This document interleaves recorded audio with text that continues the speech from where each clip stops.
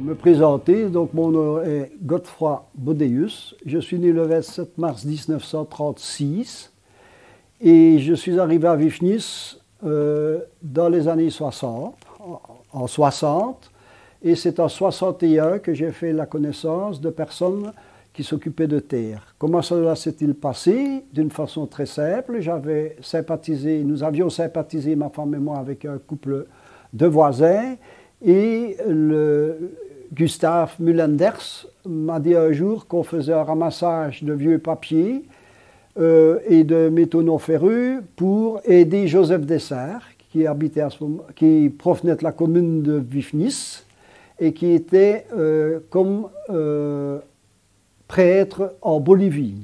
Il a notamment travaillé là-bas dans la mine pendant 2 ans et nous l'avons aidé dans le domaine du possible. Et la sauce a pris et j'ai pu m'impliquer dans différentes activités, et notamment en 61-62, on a commencé à créer l'opération Terre. Donc l'opération Terre, c'est au moment où on allait sur la Lune et on trouvait, nous, qu'il y avait encore beaucoup de travail à faire sur la Terre. Et c'est toujours le cas pour le présent. Je reviens à l'activité qu'il y avait en Belgique. Donc qu'est-ce que nous faisions? D'abord une dizaine de samedis par an. Nous faisions ce qu'on appelait, au début c'était des petits ramassages, mais après ce fut des grands ramassages. Nous avions besoin de camions, nous les trouvions bien souvent bénévolement. Des camionneurs mettaient les camions à notre disposition. Nous mettions des papiers dans les boîtes aux lettres le jour du ramassage. Par exemple, si on faisait Herstal, on mettait des papiers dans toutes les boîtes aux lettres de Herstal avec un sac en plastique. Les gens pouvaient mettre des vêtements, nous ramassions les métaux non ferreux et les vieux papiers.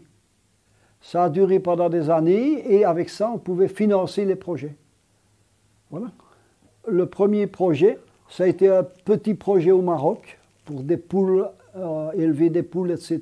Mais le projet qui nous a occupés par après, comme l'Algérie était libérée des Français, nous avons pu commencer un partenariat avec l'Algérie. On a commencé par essayer de mettre des canalisations d'eau.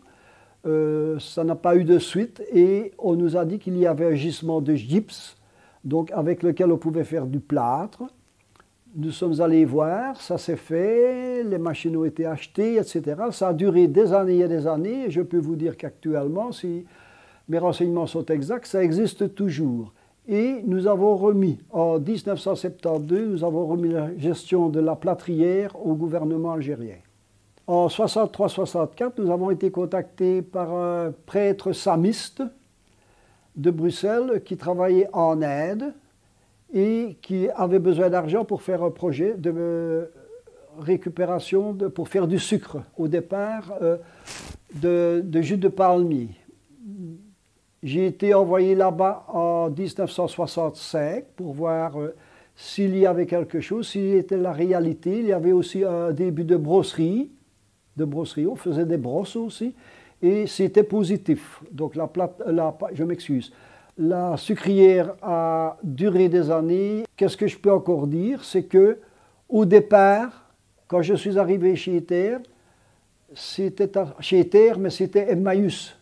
Nous avions des contacts avec l'abbé Pierre et disons que c'était une base religieuse au départ et qui s'est, disons, généralisée, mais d'une façon normale et civile par après, peu de temps après.